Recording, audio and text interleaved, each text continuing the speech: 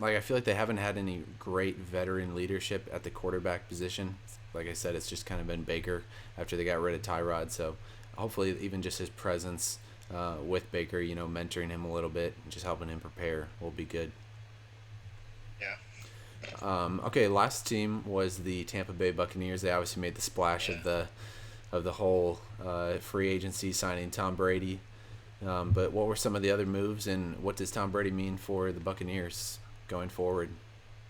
Well, he means no more losing games by 6 points because we threw a pick six. Jameis, talented. You put something up on our Instagram page a week or two ago when this move was made about their QBR was the same. The difference is touchdowns and interceptions. Right. Brady's not going to throw 30 interceptions. Yeah.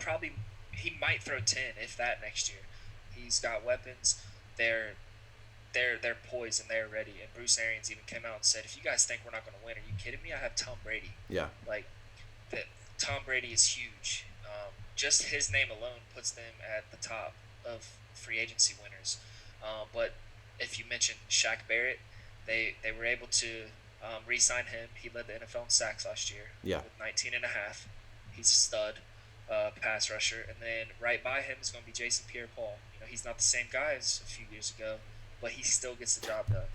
So, Yeah, he's got a few you less know, fingers.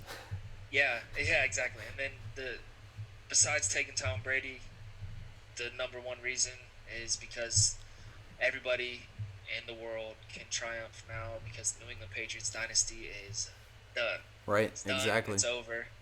It's over. Yeah. And it's crazy, um, but it's going to be weird seeing Tom Brady play. But it's going to be exciting. I can't wait. The NFC South is loaded, and Drew Brees, Tom Brady, Matt Ryan, Teddy Bridgewater, like it's just loaded. It's gonna be a fun division to watch. Yeah. So many superstars in that division. Yeah. Yeah, I agree with you there. I mean, man, it's crazy to think that when Tom Brady first went to the Buccaneers, it was like, okay, they're definitely going to be a contender to win this division. And then you started seeing all the moves that the Panthers made. You see the moves that the Falcons made, and then the moves that the Saints made because they're like, we got Yeah, pride. Like, we're not just going to roll over for Tom Brady. And now, yeah, I mean, this could be the toughest division to win in football at this point, um, especially yeah, after the draft when you see some of the weapons that these teams bring in or what they add on the defensive end. So yeah. I definitely, I mean, any of those four teams I think could win the division. I don't think it's going to be the Falcons. I think it's going to be Saints. I think Saints or Bucks. Saints, Honestly, yeah, for Saints, me, Bucks, I, Panthers, Falcons would be my top four. yeah, Um, but I mean, potentially any four of those teams could be a wild card team. When I look at their roster and the players that they have, depending on what kind yeah, of season Teddy Bridgewater has, I think, yeah, it could we could yeah, you could see him, one of them yeah. in the wild It, card. it's it's one of those years where you could potentially see one division get three teams. Where you Yeah, have a division winner and then the two wild cards. I don't think it's going to happen. yeah, I think it'll be New. I think New Orleans is going to win the division. yeah, Just, I mean, Emmanuel Sanders. I only I had New Orleans in here originally, but then I yeah, was like, dude, Tom Brady leaving the freaking Patriots dynasty to go somewhere, I have to give it to Tampa. yeah, So I think New Orleans is still going to win that division, but it's going to be a lot of fun to watch, yeah, and it's going to be fun seeing Tom Brady not have to, as good as he was in 10-degree weather, rain, snow, blizzards. We don't have to see that anymore. right, So we get to see Tom Brady play in 70 degrees in December now. And yeah, then if they have to travel to Atlanta, it's indoors. If they have to travel to New Orleans, it's indoors. Carolina, it's not going to be horrible. So yeah, it's going to be fun to watch Tampa Bay. yeah.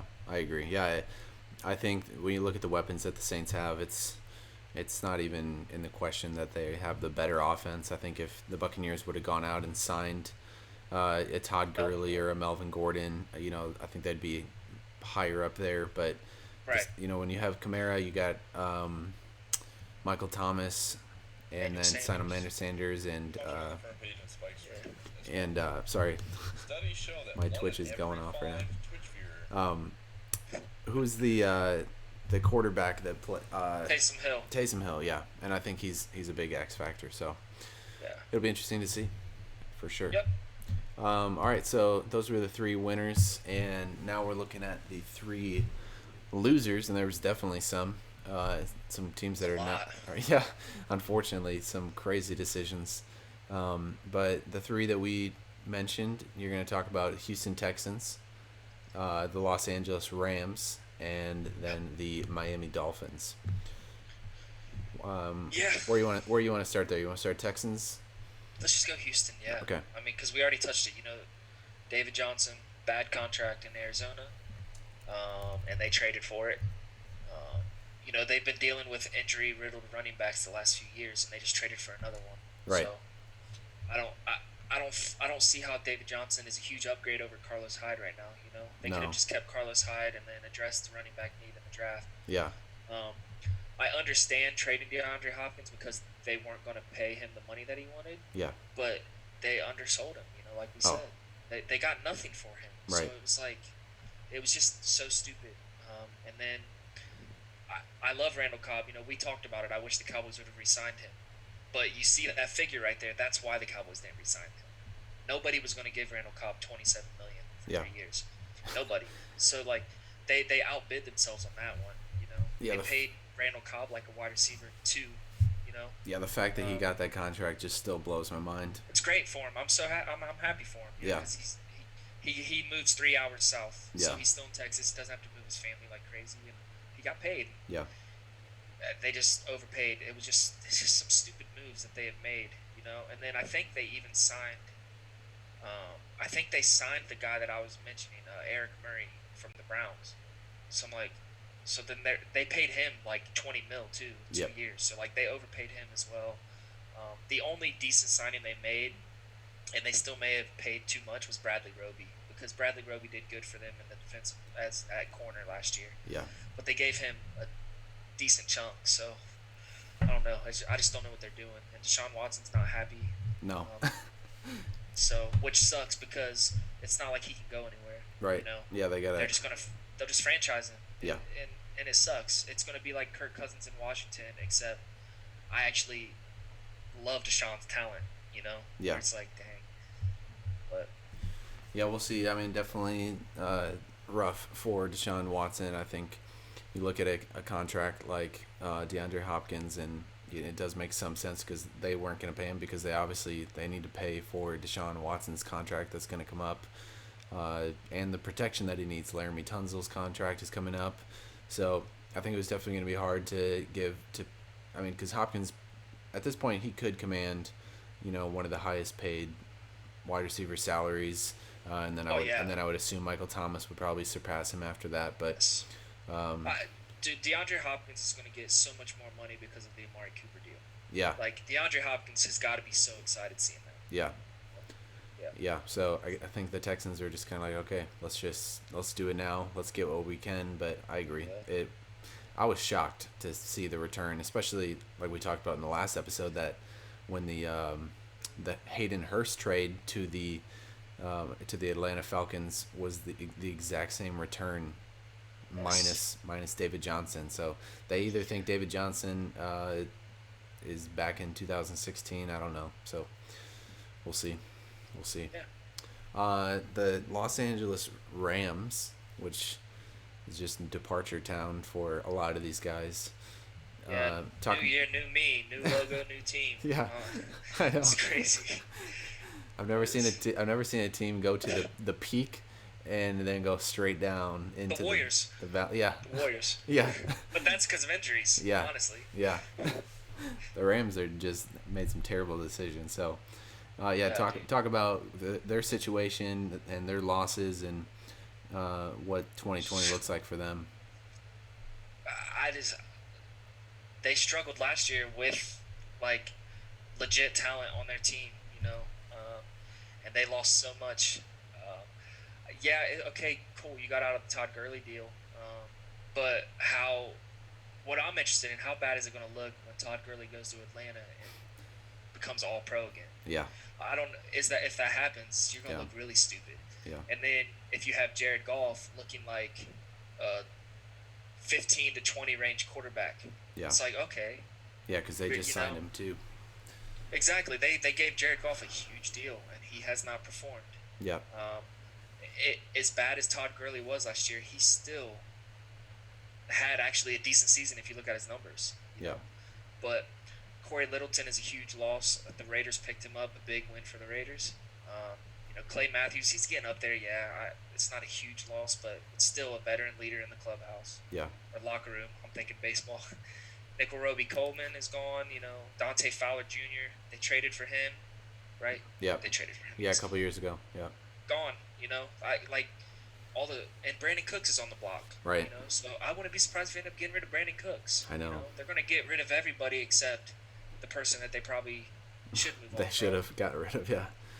Yeah. It'll definitely be interesting. I think from the running back perspective, they brought in Darrell Henderson last year out of Memphis, and he was supposed to be. Honestly, from what I heard, he was going to just take over Todd Gurley's role, Yeah. and they drafted him quite early too, and so there was a lot of concern at that point of Todd Gurley's health, and he really didn't do a whole lot in 2019. So I don't know if they've seen a change in him where they're like, no, this is our guy, or if they're going to dip into the draft again and have to spend another pick on a running back. But that would literally be like 3 out of the last 4 years that they've had to go within the first 3 rounds to get a starting running back. So that'll be interesting for sure. Maybe they like another Georgia Bulldog. Yeah. I don't think he'll drop to them because Yeah. they're not going to take him in the first round. Right. Yeah. Yeah, I don't know. I think they have the best defensive player in the NFL, and then maybe the best corner in the NFL. But other than that, with Jalen Ramsey and Aaron Donald, so I'm like, I don't know what the Rams are going to do. Maybe they need to trade one of them as well, and start just rebuilding with draft picks. But Yeah. it doesn't look good in LA, at least for the Rams side. It looks good on the other side, but not the Rams. Yeah. All right, one last team, and then for those watching, we'll jump into some of your listener questions, get some things answered for you guys. But the last team on here was the Miami Dolphins. Came in to the free agency with a ton of cap space. Obviously, they've been trading away so many assets for picks. They have a lot of picks coming up. I think like three first rounders in 2020, and then 2 in 2021. But still they're free agency losers. So explain that one, Anthony. Yeah, I think I don't know if you agree with me. I was reading some articles from like Bleacher Report and ESPN, and they all love what the Dolphins have done. Yeah. But I don't do. Out of all those names listed right there, do any of those names really stand out to you? Like, do they pop? The only two that pop the most is Kyle Van Noy, just because I know what he did. Right. But New England is a system defense that was designed for him. So I'm interested to see what he actually does in a Miami Dolphins defense, just based on what kind of scheme that they run. I mean, he has Brian Flores, so yeah. I think he'll be good. But I mean, Jordan Howard, they didn't really pay Jordan Howard much, so that's not bad. Yeah. But one name not on here is Byron Jones, and obviously he's from my Cowboys. Yeah. A good player, but to pay all the money that they spend all the money they spent on Byron Jones, 5 years, 2 interceptions. Yeah. Yeah, like if I'm gonna pay you as a top corner, like I want you to lock guys down, but dude, can you like get the ball back to me? Yeah, right. Like, can you, so I just don't like that they spent over $200 million on these names when none of them are really all pro players, Yeah. Okay. Shaq Lawson had a career high in sacks last year. Yeah. 6. That's your career high, and they paid him to come.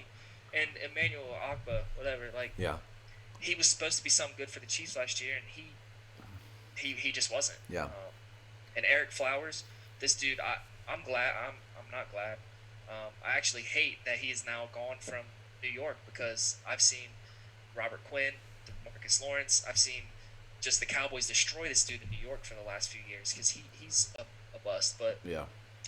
I just don't like all the money they've spent. But a lot of people are saying, hey, they're filling holes Okay, but I just don't like spending 200 million on those holes when none of those holes are really filled by big time game changers, Yeah. other than Kyle Van Noy. Yeah. Kyle Van Noy will be a success because Brian Flores knows him and he knows Brian Flores' system.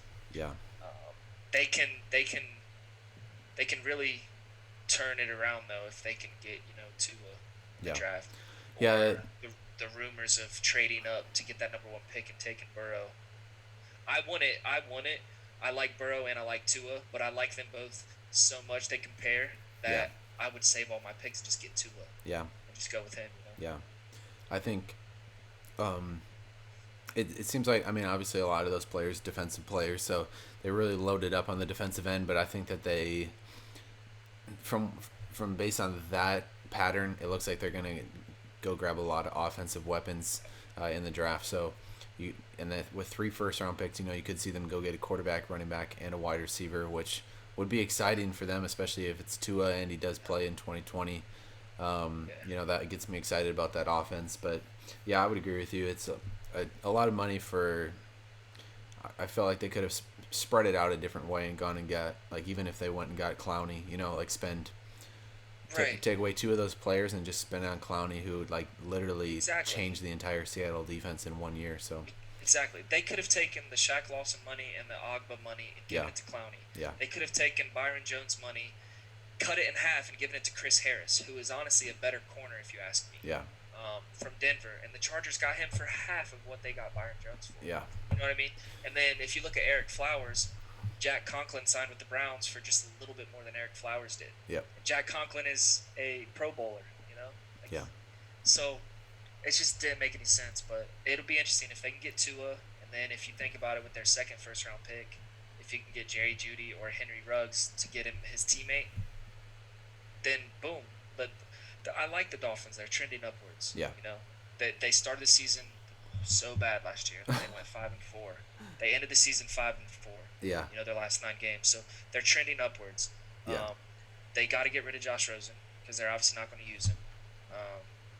But other than that, I mean, I don't know. I just don't like all the money they spent on these guys. I don't hate any of these moves. I just don't like the money they spent for them. yeah. In the chat, they want to know, will McVay go down as a 1 good year and bust coach? It's crazy because, like, after they went to the Super Bowl, every NFL team was trying to find any assistant coach, video coordinator that had worked under McVay's like seat. They go find a dude that polished his shoes and sign him as a assistant defensive coordinator. Like, it just didn't make sense. Like, half these guys had no experience in the NFL and they were hiring them to big name positions. So Yeah. And really only one has worked so far. Yeah. It's your guy. yeah, yeah. And it's just funny because like that whole conversation that was going on during the off season 2 years ago is not even existent anymore, and it's just mostly like, what the heck is Sean McVay going to do with this team in 2020?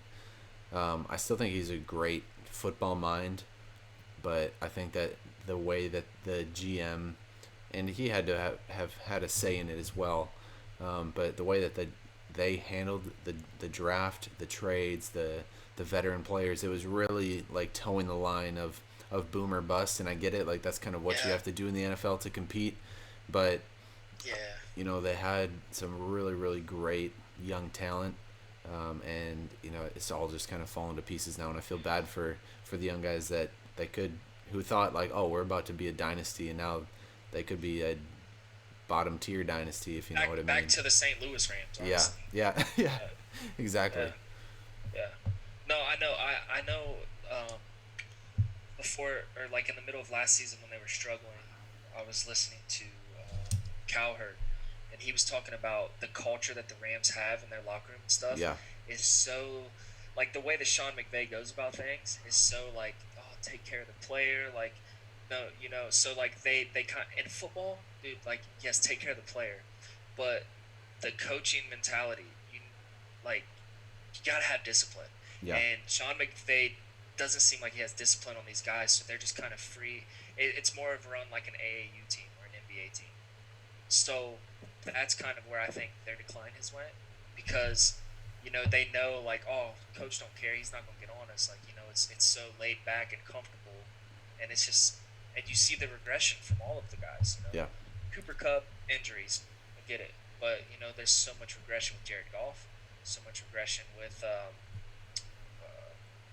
it was with Todd Gurley, obviously injury, whatever. But Yeah. it just hasn't worked. Yeah. Honestly, the best young coach to me it's Shanahan. Yeah. Kyle Shanahan, and he showed it. He just took the 4-12 49ers to the Super Bowl. Yeah. They honestly could have won, but apparently Shanahan chokes in the Super Bowls. It's Yeah. twice now. Oh my gosh, I know. But yeah, I mean, I think he's still. It's definitely a one good year for McVay. I don't know if he's going to be a bust. I think he still has a future ahead of him. Yeah. Um, That's good. I think the Todd Gurley move and trading away, or releasing Todd Gurley and starting to move on is kind of like, okay, we need to reset. Yeah. And get back to what we were. So. Yeah. That's good. Good question. Thanks, chat. Keep them coming. Let's actually jump into a few of the questions that were asked on Instagram, Anthony, and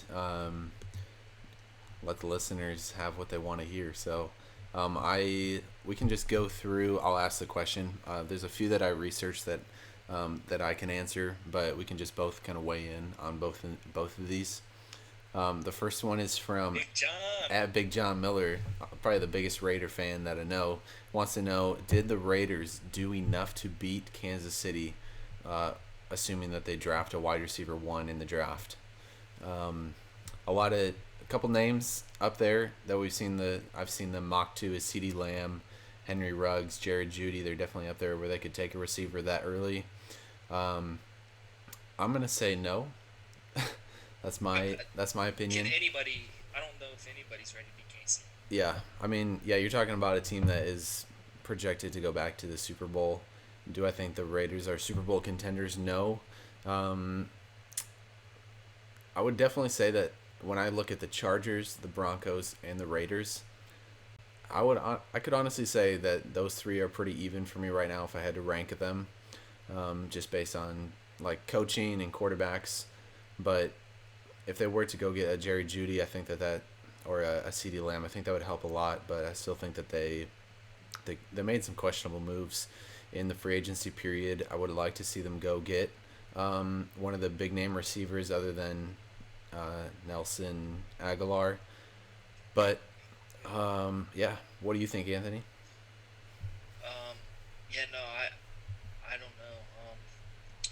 I had a lot of expectations for the Raiders last year, but obviously Antonio Brown was just I don't know, no pun, but coronavirus in that organization last year. Yeah. He just spread out and just killed it. Yeah.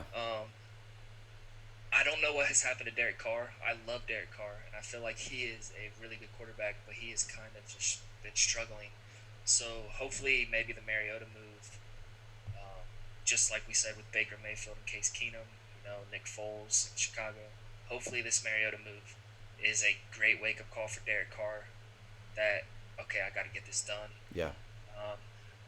I hope they do go get a receiver. I hope they don't reach the 4th overall pick like they did last year for Clelin Ferrell. Yeah. As good as he is, and he's going to have a good future, that was way too early. So as far as beat KC, I mean, dude, KC is just. Yeah. KC's the new Patriots. I think we got to get used to it. Yeah. I don't think it's not going to be like the New England Dynasty. No. But they're the team right now. Yeah. I agree. I think they're pretty even. If you look at the three teams, I like their quarterback situation better as of right now. Yeah. I like Derek Carr over Tyrod Taylor, over Drew Lock. Drew Lock is a small sample size. He will probably be better in the long run, but we'll see. Yeah. I love Josh Jacobs. It's a great piece to build around. Now go get some weapons for Derek Carr. Yeah. On the outside. Yeah. I don't understand why they are signing all these Cowboys though. They've literally signed about 5 Cowboys. Because I get the notifications because I get Cowboys emails and notifications, and I'm like, oh, why are they signing Jeff Heath? Why are they signing Jason? Jeff Heath, yes. When they have Darren Fuller, why are they signing Jason Williams? But yeah. We'll see. I mean, yeah, I'll be rooting for him. I love the silver and black. John, I don't know if you're in here, but I wanted to ask you as a Raiders fan. Me and Noah talked about it the other day because there is a quarterback that is open, and it's Cam Newton. I would love to see Cam Newton. Obviously, they already signed Mariota, so they probably Cam, wouldn't. baby. But would you want to see Cam Newton play for the Raiders? Because I feel like him and Josh Jacobs in that backfield running like that Panthers system that they used to run with Cam when Cam was on top. I feel like Cam. If anybody could help Cam Newton, it'd be John Gruden. Yeah. But Yeah, I agree with that wholeheartedly. I'm usually not a Cam truther, but I would like to see him at least have one more good year with another team. So we'll see. Next question. We actually talked about this, I feel like a couple weeks ago or maybe a week ago, Anthony. This comes from @CoachPeters on Instagram. Where do you project Tom Brady to rank among quarterbacks in 2020? I feel like we around the said 10 what? range. Yeah, what did we say? 10 to 11? Yeah, I think he'll be higher. Yeah. I do personally, but Yeah. I think that's what. Yeah, that's kind of where we I think kind of agreed on around 10 to 12. Yeah, I would say his floor is probably 13. I think that's the lowest that he finishes, and he could be up there in like the 8, 9. You know, you never know. But he was QB 16 last year in 2019 with basically a whole new offense, inconsistent weapons. So when you add in, especially if they go get like a J.K. Dobbins in the draft or they sign Devontae Freeman, you have a great weapons in the running back position. Add in Ronald Jones, you got O.J. Howard, Mike Evans, Chris Godwin, and then they actually did just Brashad Perryman just signed with the Jets, so that opens up another roster spot if they. You know, a lot of people are like, "Oh, that opens up a roster spot for Antonio Brown." I don't think that he's going to sign. Please. I don't think he's going to sign with them, but I mean, I'm here for it.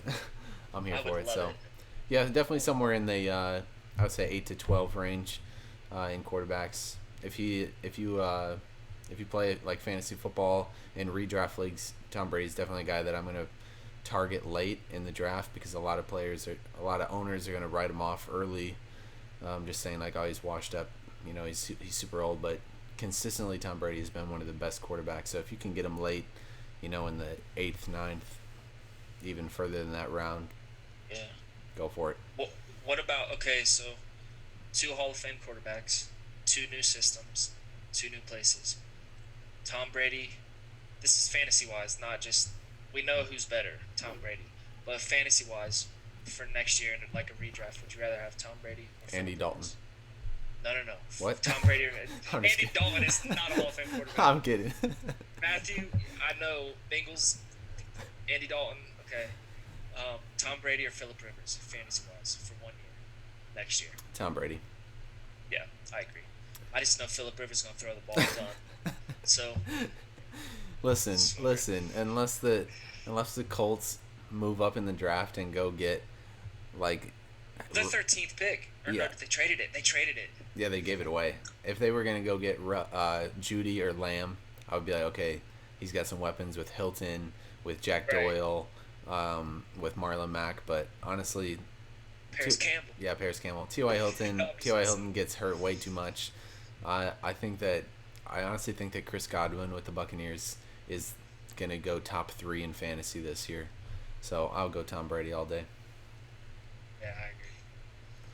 All right, next question comes from Juan Didi Dom. Get Dalton out. Get Dalton out. He wants to know potential bounce back players in 2020 to get for a bargain. Andy Dalton. And I'm just kidding. yeah, he's not bouncing anywhere except probably out of the Bengals organization. Bounce back players in 2020. I felt like we just said one, Paris Campbell. I think that he. Oh. What? Okay.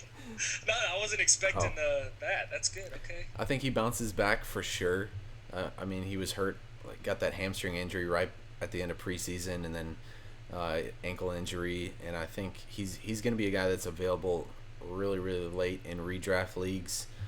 So I would go ahead and pick him up just because he could end up being the Colts' number 2 and potentially the number 1 receiver depending on T.Y. Hilton's health throughout the season. So that's one player I'm looking for to bounce back. Was there any that came to your mind right away, Anthony? Melvin Gordon. Yeah, there we go. Melvin Gordon. Melvin Gordon. He's gonna, well, I guess not have a full off season because this coronavirus, whatever. But he's no holdout. Happy he's got a deal. I know I know somebody on our Instagram disagrees, but he's gonna be the number 1 back in Denver. Yeah. Okay. I don't know why people think Philip Lindsay is this amazing All-Pro running back. He had a good rookie year and surpassed expectations. He's not Melvin Gordon. Right. Okay. At his best, Melvin Gordon is a top 5 running back fantasy wise. Okay. So, and he's still young. So I like Melvin Gordon. There's probably a few other, but if we're just one right there. Yeah. I think Eric Ebron signed with the Steelers. I think he's going to be great with Ben Roethlisberger. Yes. Roethlisberger loves targeting athletic tight ends. That you saw that in Vance McDonald. Heath Miller. Yeah, Heath when Miller. He was young. Yeah. Ebron's definitely on my list to target in redraft leagues. I'm thinking other running backs. Todd Gurley is going to be in there. He's going to bounce back, but I think most people kind of feel that way. Just with a fresh start, people are like, "Oh, he's going to be great again." So I don't know if he would fall as low. I'm trying to think who else. Chris Carson could be a guy that you could find a little bit later in rounds after he had a hip injury to end the 2019 season. So he'll definitely bounce back and should be the starter in Seattle. Speaking of Seattle, what about Josh Gordon since he's now legally allowed to smoke weed? Oh man, he's the wide receiver 1 of the whole NFL. No, here's one. I don't know if you're gonna get him at a bargain, but I guarantee you this dude has a way bigger year. I'm saying it now. He's gonna have his best fantasy year he's ever had. Odell. Yeah. Odell. Yeah. Odell's gonna be back. Yeah. Him and Baker struggled last year, but they've had a whole year. That Odell's gonna be back. Yeah. 100%. Honestly, he's falling in like second and third rounds of redraft leagues right now. So he's definitely a guy that you can get. He's a wide receiver 1 on that team, especially after the hip surgery for Jarvis Landry. I don't know if you just said that, but no. Yeah, he could. Also, he's definitely a guy I'm looking at. If you guys do a league on the Sleeper app, I just want to tell you this right now. If you guys do a league on the Sleeper app, it's a fantasy football app, obviously. Derrick Henry is rated 15th. Okay, so you can steal him, because trust me, me and Noah did a mock draft of just our top running backs, and we literally was going through, and then all of a sudden, like the 5th round, there's Derrick Henry. We're like, what the heck? That? We forgot about him because they had him rated so low. So Yeah. if you're on the Sleeper app, just pay attention to where Derrick Henry is ranked. Go get him. People might miss it like that. Go get him. It's so stupid. That's good. All right, next question is coming from another podcast on Instagram at the Slow Grind. They say, I have the 102 and the 103 in a 2-quarterback league. My quarterbacks are Teddy Bridgewater and Kirk Cousins. Should I draft Burrow? And all right, here's actually, I was going to give you guys a little resource that I use, and this is the rookie pick probability based on where you are drafting. I think this is the right one. Give me a second. Joe Burrow's really gonna go number 1 in rookie drafts. Well, if it's a 2-quarterback league, Okay. he's probably gonna go number 1. So, based on this, for those watching, if you look at the top of the graph where it says rookie pick, so the question was, I have the 102 and the 103. So most likely in your league, Joe Burrow's going to go at the 101, which means you would have basically 100% chance at Tua. But he has the 102 and the 103. So honestly, what I would do is I would just go, if Burrow falls to you at 102, I would take Burrow, and honestly, I would take Tua at 103. I would take them both, and then I would trade one for better players, because people are definitely going to be desperate in a 2-quarterback league where you have to start 2 quarterbacks. But if not, then I would probably go. I would just take I would go if Burrow goes one, I would go Tua at the 102, and then I would probably take Jonathan Taylor at the 103. But this is just a cool resource to use because it kind of helps you figure out like what are your actual odds of getting a certain player, Yeah. at a certain time. And there's another question in here where I'm going to bring this chart back up for single quarterback leagues as well. So yeah, If you're in love with Joe Burrow, I would probably try and trade my second or third pick, and then maybe a later round pick to move up to number one and take Burrow. yeah, Honestly, if you're in love with Burrow, but wait and see if Burrow. Actually, I don't think it matters. If the Dolphins trade up and get Burrow, Burrow will be successful. If the Bengals take Burrow, he'll be successful because Burrow has some weapons in Cincinnati. yeah, If like they might not win just yet, but he has weapons in Cincinnati with AJ Green, Alden Tate, yeah, John Ross. yeah. Yeah, and I don't think that. I mean, I think your two quarterbacks are great, Teddy and Kirk. I think that they're gonna have solid 2020 seasons. In a two quarterback league, you don't need Lamar Jackson and Patrick Mahomes. Like both these guys are gonna put up decent points. But if you don't have a third quarterback in there, I definitely would get a quarterback at the 102 or the 103. And like I said, the quarterbacks are so much more valuable in two quarterback leagues. So if it was me, I could take both and then trade them right then and there, and probably get another rookie pick and then some after that. Okay, this question comes from Matt Oliva at Oliva Matt. Best redraft first round picks to target. I think Derrick Henry.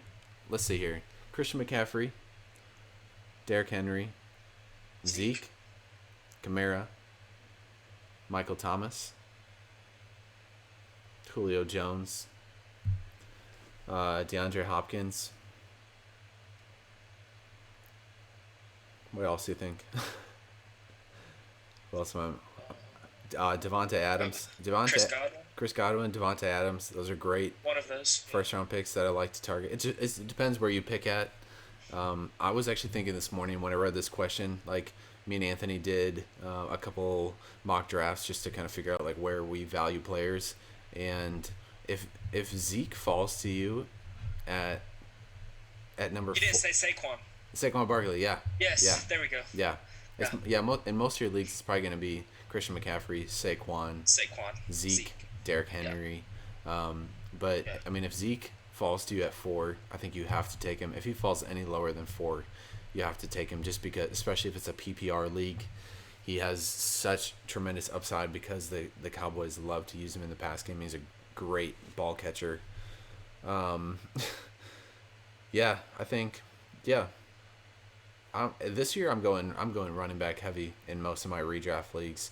Like usually, Which is crazy. Yeah, usually because the running back is so devalued now. Yeah, usually I wait, but because the NFL is not valuing the running backs like they have, there's 5 or 6 good ones, and then the rest there's a huge drop off. So those would be some that I would say. I mean, if you can get Michael Thomas, if you're sitting in that Absolutely. if you're sitting in that 4 or 5 spot, and you have the option between Zeke and Michael Thomas, you're set. You're good to go. You're gonna have a great Either great one. 2020 season. So. Yeah. Exactly. And then he had one more question. Kyler Murray's draft value after acquiring DeAndre Hopkins. Top 5 fantasy QB for me. Yeah, I think so as well. So I think it just depends on how your draft's going. Because somebody's going to take Mahomes top 5 almost always, or Lamar Jackson. Yeah. But Matthews in the comments said, I think this must be his top 5. Mahomes, Jackson. no, that's me. Oh, that's you. Yeah. It's all good. So I honestly think that for me it goes Mahomes in redraft leagues. Mahomes, Jackson, I think Prescott, Murray, and then Watson. I honestly think that Murray outscores Watson this year, and I think Prescott is the QB3. I think the Cowboys' offense is going to be lights out, especially if they go and get another top wide receiver. And even if they don't, the second and third round is still going to be loaded with wide receivers that can make a difference. So, Kyler Murray's value definitely increase, but he's got to spread the ball around as well. They have like 4 or 5 good receivers, and Kenyon Drake's a great pass catcher as well. So, I don't think he'll be QB1, but he's up there for sure. Next question comes from @BrentonJC. Who should I be targeting with the 113 in rookie drafts? So this basically, I go back to the same chart that I use, and this is for single quarterback leagues. Give me just 1 second. Okay, so if you go to the top of the chart and follow along to the right, you go down to the 113 and then go down the chart. So basically what this is saying right now, based on Dynasty ADP, you got a 10% chance for T. Higgins, 10% chance for Ruggs, and a 20% chance for Justin Jefferson. After that, my guy. These are like the 5 players that you're going to be looking at. Laviska Shenault, Denzel Mims, who I love, Joe Burrow, if you're in need of a quarterback, Zach Moss, running back, and A.J. Dillon. I really like A.J. Dillon. I think he's going to be good. And then same Bryan Edwards. He's another receiver out of South Carolina, which is where Debo just came out of, Debo Samuel. And and he was still productive even with Debo last year. And he had a great 2019 season with a honestly terrible South Carolina team. So those are some players that you could be targeting at that point. But just basically using this graph, you can see who you're not going to get based on 8 ADP. So, dude, if you can get a Higgins, Ruggs, or Jefferson, that's a steal. Oh, that's why the percentage is so low. Yeah, but dude, oh my gosh, those 3 guys, depending on fit, obviously. Yeah, and I think depending on your league, there might be a guy that jumps up there and tries to grab Tua. So sorry. I think there's a guy that could go up there and grab Tua. So we'll see. You could definitely get Ruggs. It'll be, I guess you'll just have to wait and see. Yeah. Okay, next question. Which player will blossom in 2020 and why? This comes from @Ethan and Mike podcast on Instagram. Which player will blossom in 2020? I think for me it's Chris Godwin. He still was a top 10, top 7 receiver in 2019. But I think just when you look at what Julian Edelman did in the Patriot offense, I think that's exactly who Chris Godwin is going to be. He was literally lights out last year with Jameis Winston, and obviously Tom Brady doesn't have the deep ball that Jameis Winston has, but Godwin's a great underneath route runner, a great after the catch receiver, and I think that he is going to be, the spread of value is not going to be that high because he's already top rated, but I would expect him to be a 100 catch receiver in 2020. Yeah. Is this question related to fantasy or just in general NFL? Yeah, I don't know. Okay. I guess whatever you want to make it. Right. If it's fantasy purposes, I'm staying at home. I'm going with Michael Gallup. Michael Gallup and Dak Prescott last year, towards the end of the year, they clicked, and it was a lot of Amari Cooper was not being able to play much. He was injured. He was struggling, and Michael Gallup became the number 1 wide receiver. He was putting up 100-yard games, touchdowns. Yeah. Really establishing himself. Yeah. I really like him, and I think he's gonna end up jumping even more. 1,000%. And putting up big numbers. Yeah. I agree with that. Yeah. I had another person. I can't think.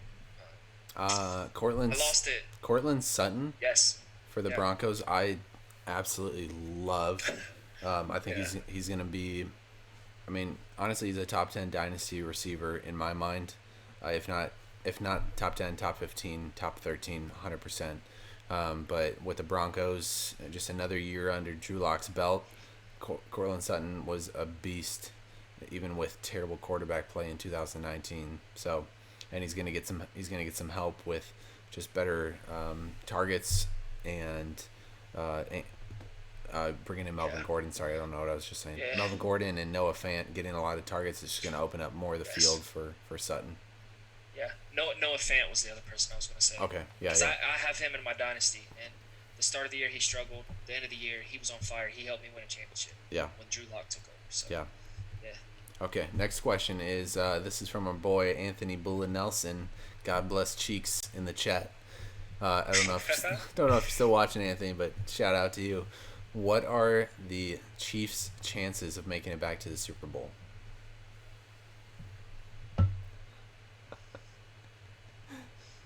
100%. Honestly, no. I mean, I would say I don't know the percentages, but let's look at the AFC real quick. Who's going to challenge them in the AFC? Okay, the Ravens. We expect Lamar Jackson to maybe take another step, right? Yep, Ravens. They've actually made a lot of good moves in the offseason. They have. Are the Titans going to be better? Or now people know about them? Is Ryan Tannehill going to step back now that he's gotten paid? The Patriots are going to be bad. Well, Yeah. I don't know. I'm saying teams that we're not going to have to worry about. The Steelers will probably be back. I Yeah. don't know if they're going to compete and beat the Chiefs. So AFC purposes, the Browns, the Bills, the Ravens. Yep. Who else is there? That's really That could maybe compete, and the Titans maybe. Yeah, that's Houston really it. obviously not no. because losing. Yeah. Jacksonville no. Yeah. I would say Indianapolis no. It's Sorry. pretty close. It's pretty close to 100%. I would say like right now it's as long like as they stay healthy. 95% as long as they stay healthy and as long as they get a home field advantage. They're good. Yeah. Yeah. Yeah, a team like the Browns with all the offensive firepower that they have, they would probably be the one team that I could see give them a run, Yeah. just because they would potentially be able to score with them. Yeah. Because of all that offensive firepower. Yeah. I don't think it's going to happen. So I would probably say the Chiefs 100%. Okay, this next question comes from one of our guys in the chat, Embers23. Are the Bengals playoff contenders once they get their franchise quarterback?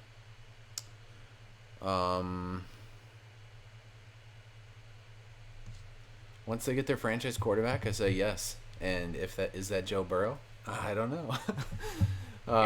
It's Joe Burrow.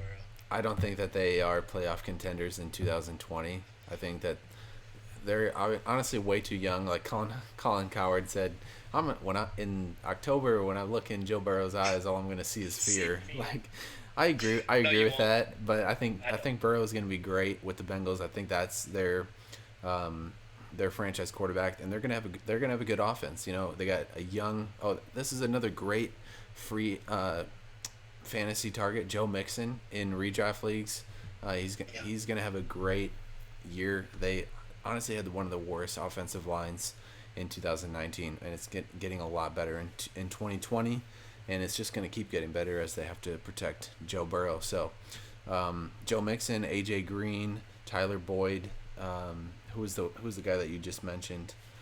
John Ross. Yeah, John Ross. So I think he's got a lot of great weapons, and they could add a few more in the draft, but hard to see them being contenders out of the AFC North. Yeah, I don't agree that we'll see fear because Joe Burrow. Yeah. But I know what you're saying. Yeah. He's gonna be like, oh man, this is rough. But this dude showed last year that dude's fiery competitiveness, man. He's definitely a game changer. Yeah. I think getting Joe Burrow puts them in a position that the Browns put themselves in when they drafted Baker,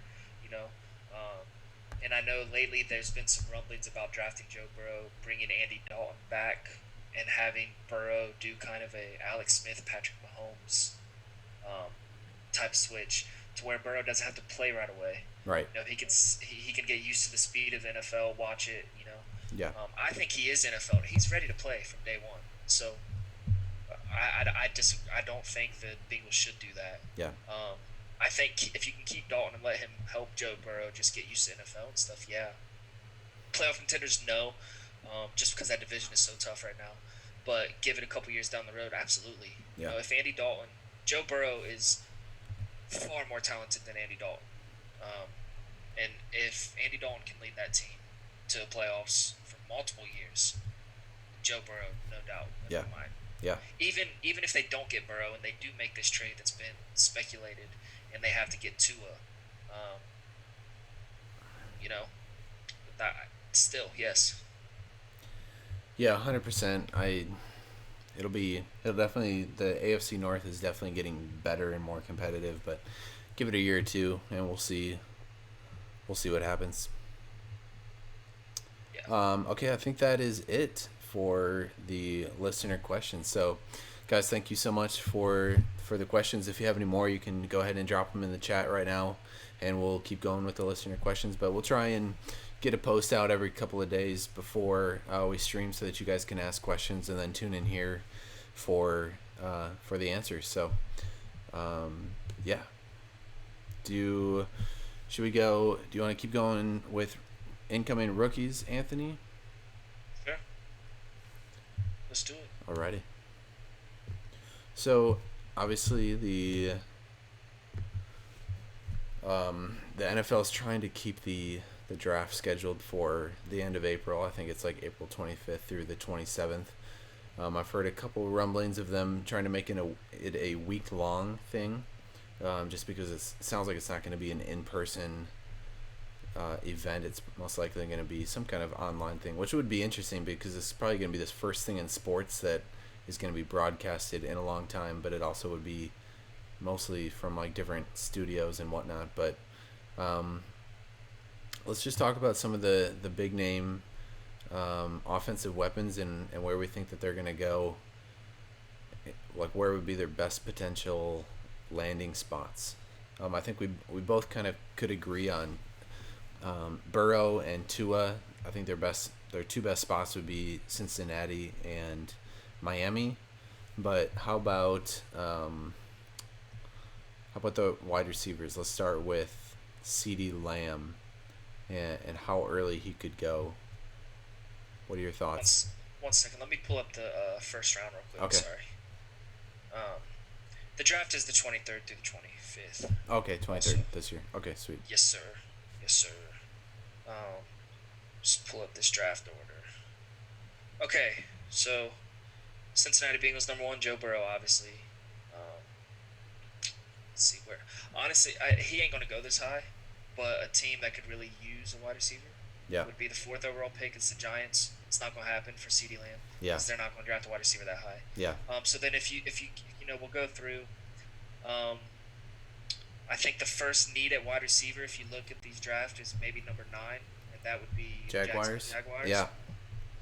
I don't think they'll go with wide receiver there. Yeah. But they could. Yeah.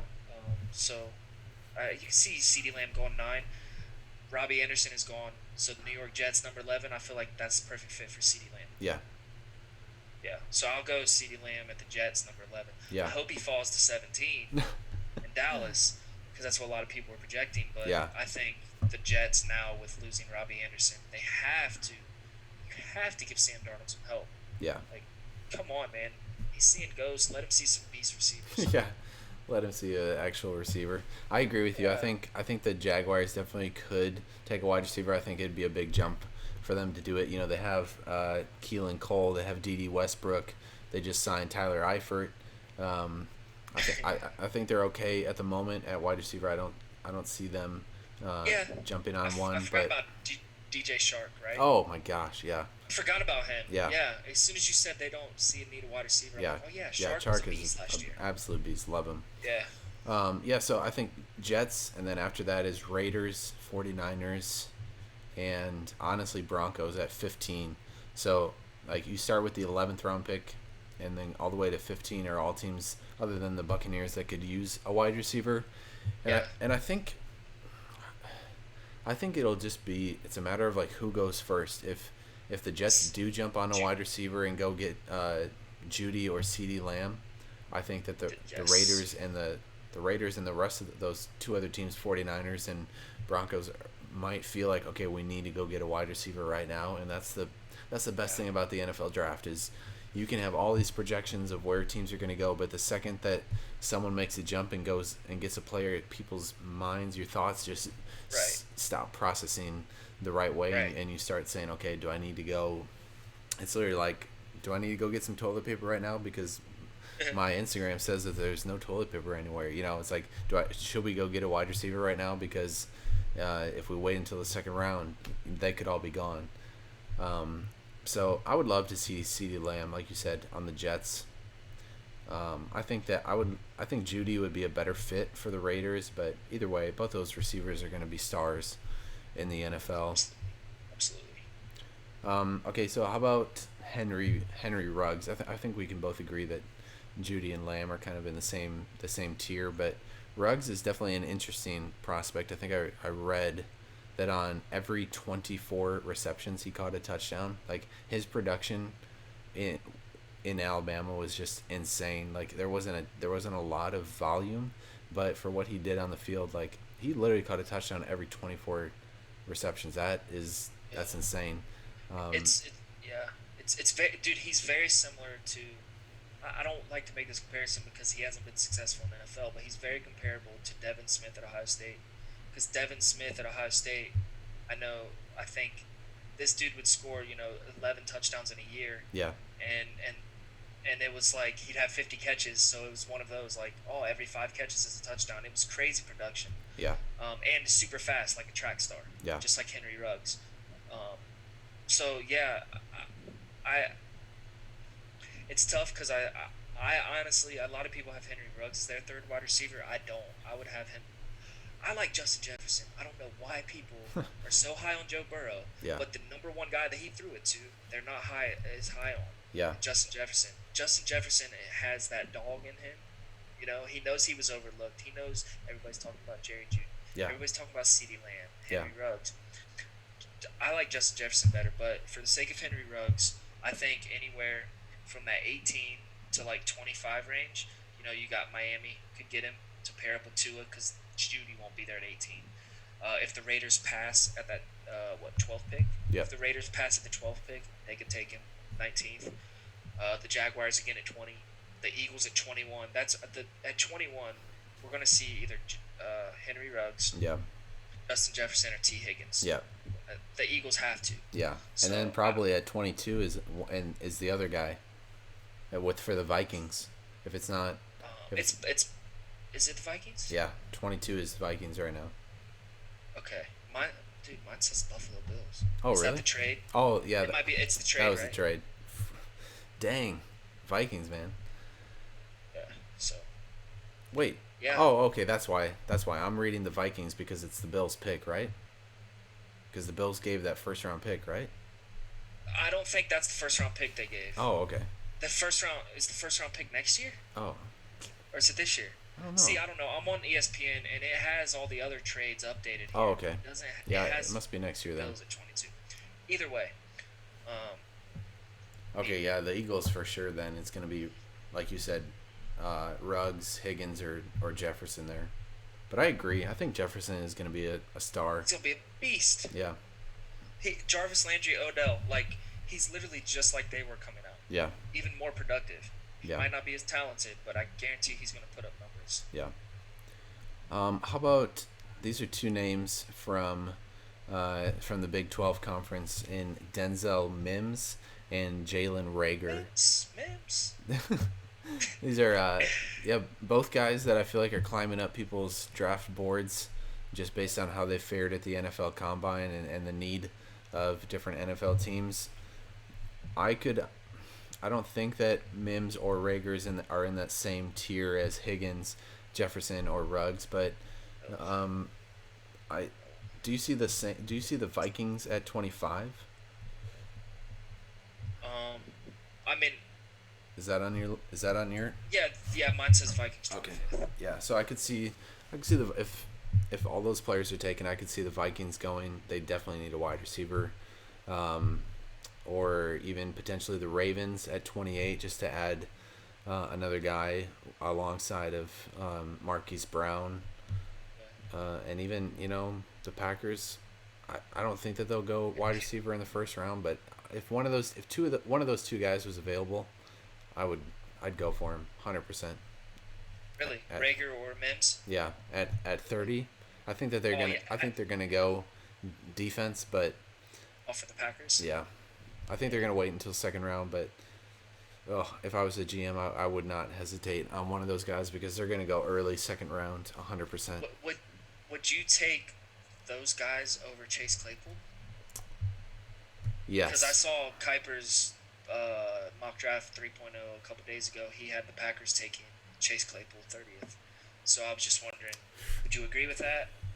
Would you rather have Rager or um, Wentz? I would honestly have Rager over Okay. over all three of those guys. Yeah. I think Claypool is going to be a great underrated uh, player, but I think that Okay. it's hard to say just because he's Yeah. like we talked about on the last episode.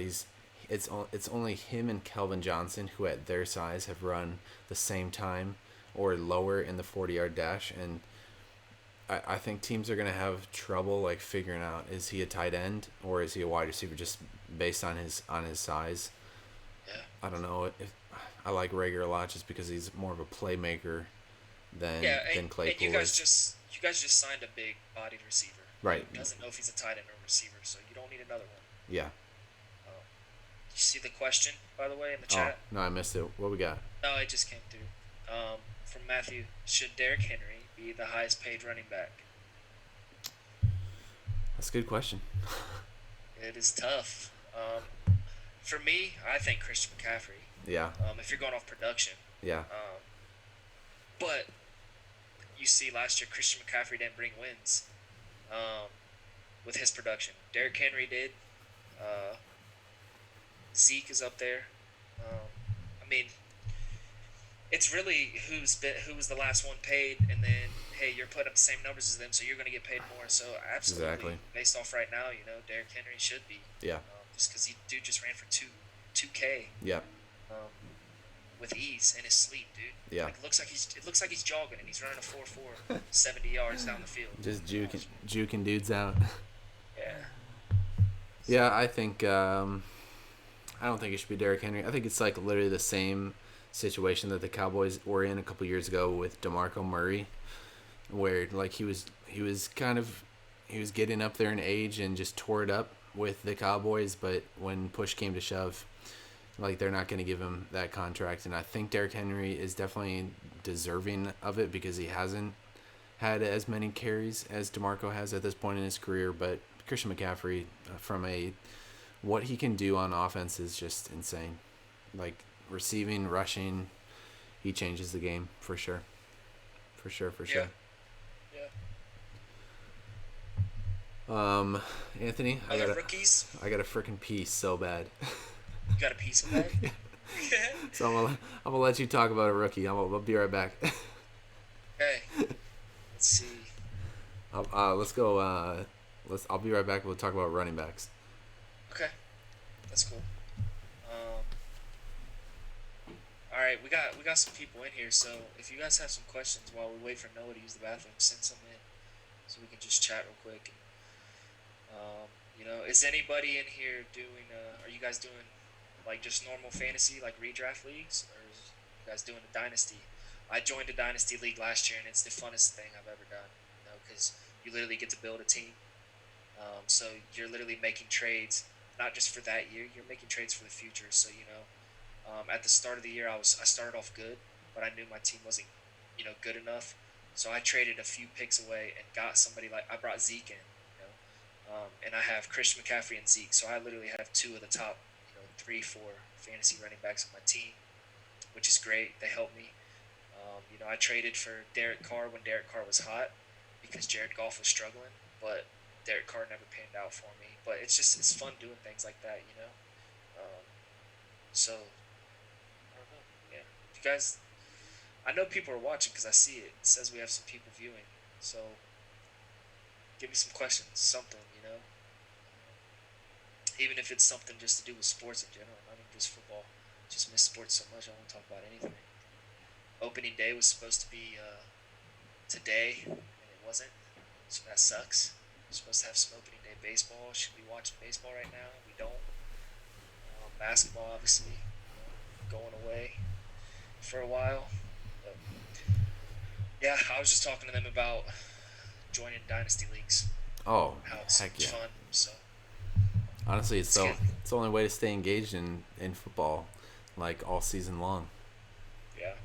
And I feel like Yeah. at some point we should just do like some kind of like free listener league, like have like people, just anyone that listens can join a dynasty league if they want to play for the first time and see if you can beat the Couch Scouts. Anthony's undefeated in dynasty, so. Okay, so we were talking. We were pretty much towards the end of the first round. I feel like with the Ravens, Packers. Warzone. 32 is the Chiefs. Do you think that they go? A.K. Dobbins.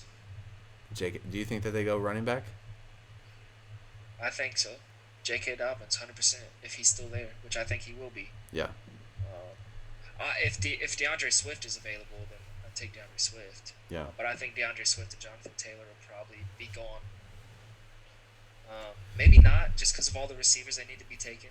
Yeah. But the O-line is not deep in this year's draft. There's only a few first-rounders, really. Right. The D-line is very top-heavy. They're going to go in the top 15, you know. So I feel like the playmakers from 20 to 32, that's where you're going to see a bunch of receivers and a couple running backs go. Yeah. So I would love to see the Chiefs take J.K. Dobbins because he fits. I feel like he fits his versatility. Yeah. He caught the ball well out of the backfield for Ohio State. Yeah. Except for that Clemson game, he did have a few drops that really hurt us. But that's not that's not who he is. Yeah. So he fits that offense really well. Yeah, I think you look at a guy like Kareem Hunt, who absolutely excelled in the Chiefs' offense. A guy who can run between the tackles. He's a hard-to-tackle guy, but also, honestly, where he really thrived was in the pass game. And if you look at the top three prospects, Taylor, Swift, and Dobbins, I think that I feel like Dobbins is the best pass catcher in that group. I know that was one thing that Taylor really focused on and has been trying to show scouts, but I feel like Dobbins is just the most natural pass catcher, and he actually, I mean, just his power alone reminds me of Kareem Hunt quite a bit, and I agree with you. I think that the Chiefs have to go get a running back when you talk about going back to the Super Bowl, it's obviously harder the second time around, and they did it with a variety of different backs.